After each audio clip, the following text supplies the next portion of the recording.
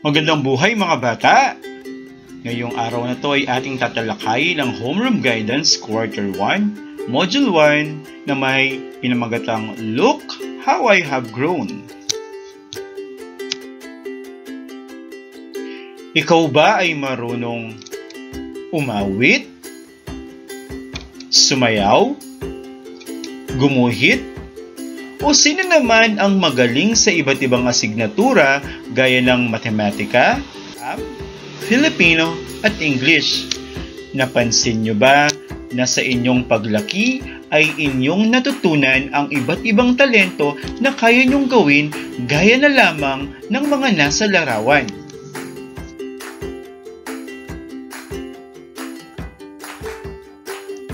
Kasama na rito ang pagkilos ng tama, pag-aaral ng mabuti, pagtulong sa mga gawaing bahay, pagrespeto sa kapwa at pagmamahal sa pamilya.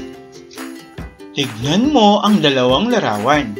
Ano ang mga pagbabago sa iyong katawan ang iyong napansin mula nang ika'y isilang at ngayon na ikaw ay nasa unang baitang?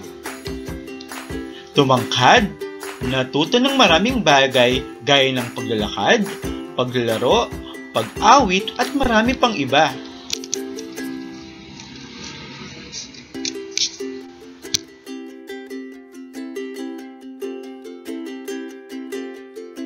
Ngayon ikaw ay nasa unang baitang, ano-ano ang mga paborito mong pagkain?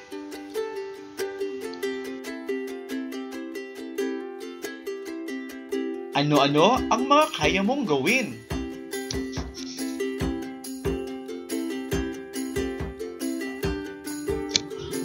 Ano ang nais mong maging sa iyong paglaki?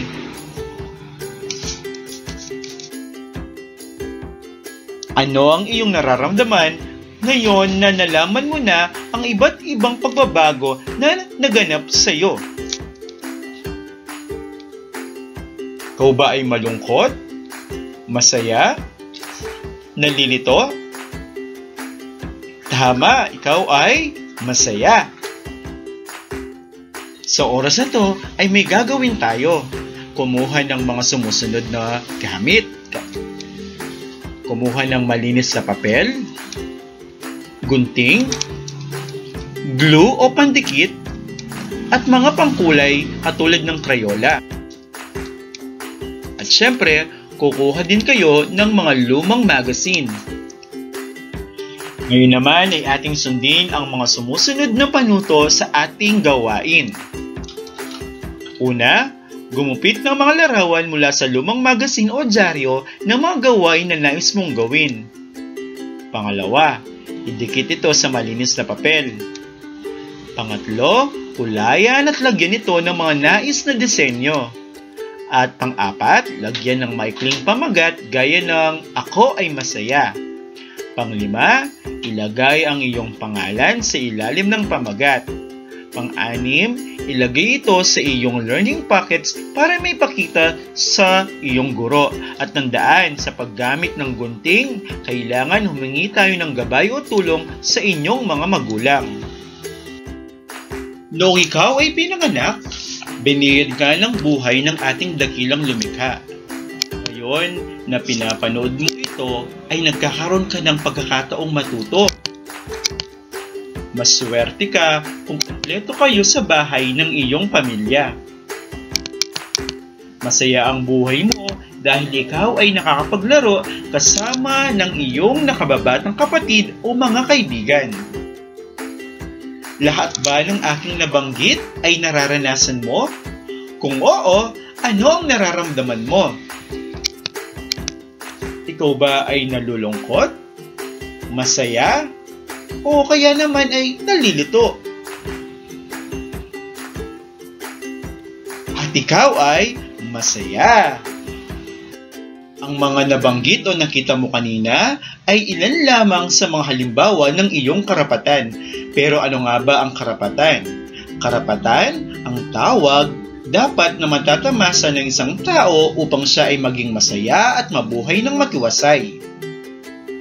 Gaya ng karapatang mabuhay, karapatan sa edukasyon, karapatang maging ligtas sa kapahamakan, at karapatan ng pagkakataon na makapaglaro at makapaglibang.